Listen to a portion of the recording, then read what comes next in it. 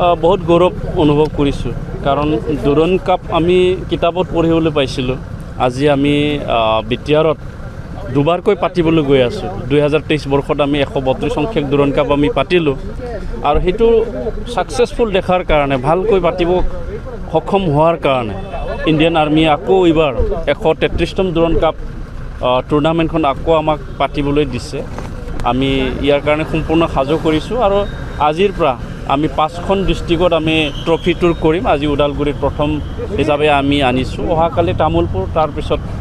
বাক্সা তাৰপিছত কোকৰাঝাৰ আৰু চিৰাং ঠিক তেনেকুৱা 15 তাৰিখত লাগে আমাৰ ট্ৰফি টুৰ চলিব এইটো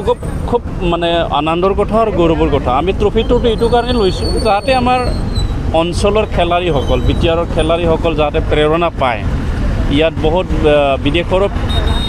টিম আহিব খেলিব আৰু দুৰণ কাপৰ ইতিহাসটো যাতে জানে আৰু ফুটবলৰ প্ৰতি যে আমি খুব গুৰুত্ব দি পেলাই কাম কৰি আছোঁ বিটিআৰ চৰকাৰে সেইটো যাতে জানে ট্ৰফি টুৰৰ পিছত কেইদিনা মানে কেতিয়া আৰম্ভ হ'ব আমাৰ 30 জুলাইৰ পৰা আৰম্ভ হ'ব সৰ্বমুঠ 6টা ইয়াত গেম অনুষ্ঠিত হ'ব কোৱাৰ্টাৰ ফাইনেললৈকে এইবাৰ হ'ব গতিকে সকলোৱে যাতে চাবলৈ যায় কোকৰাঝাৰ ষ্টেডিয়ামত সেইটো অনুৰোধ কৰিছোঁ